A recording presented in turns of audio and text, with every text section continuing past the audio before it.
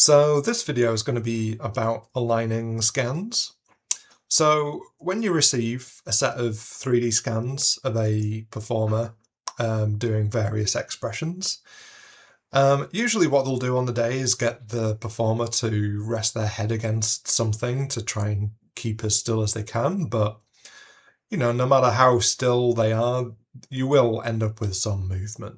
So, for example, here we've got our neutral in white and an expression in grey, and you can see they're close, but they don't quite match. So if we want to use this expression for anything, we need to get these matched up. And what we're aiming to do here is, if you imagine the skull underneath the skin, we're aiming to get the skull in both scans perfectly aligned. Now, obviously a human face has a lot of thick tissue around the skull, so there's very few areas where we can actually tell where the skull is under the skin. The points where the skin is thinnest is usually the best landmarks to go off. So that would be the nose bridge and part of the forehead. You could also use the ears as a reference, but then again, ears move, so you can't rely on that too much. If you can see the upper teeth, obviously the upper teeth are attached to the skull, so you can use that as an anchor point.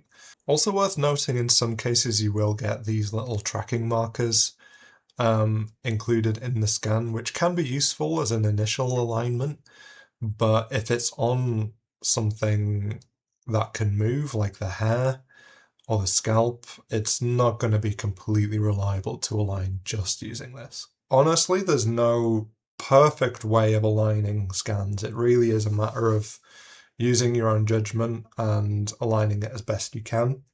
There is software to help with this, but I'm going to show you how to do it manually.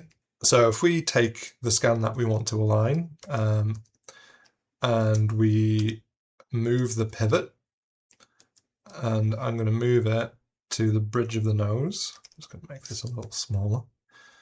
So I'm going to move the pivot to the bridge of the nose, and I'm going to make sure that is in the middle of the nose there.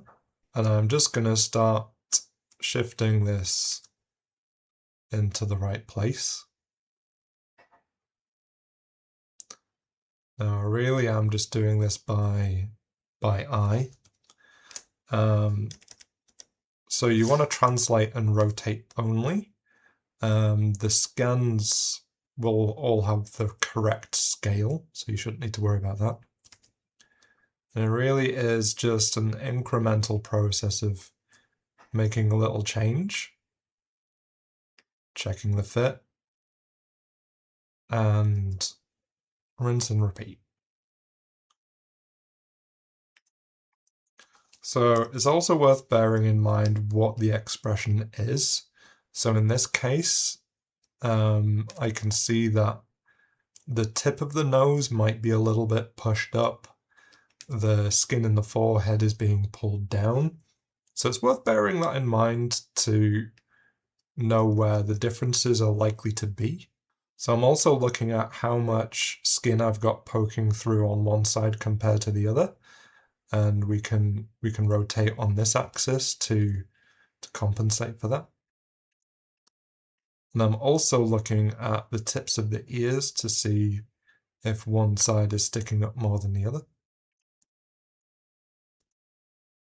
And I'm also looking at the general placement of the eyeballs, because unless they're looking in a different direction, that shouldn't move too much. So I would say that's looking pretty close. So like having a different color will really help you to see where the differences are, and if it's a difference that you would expect to come from the expression, or if it's a difference that's come from it not being quite aligned correctly.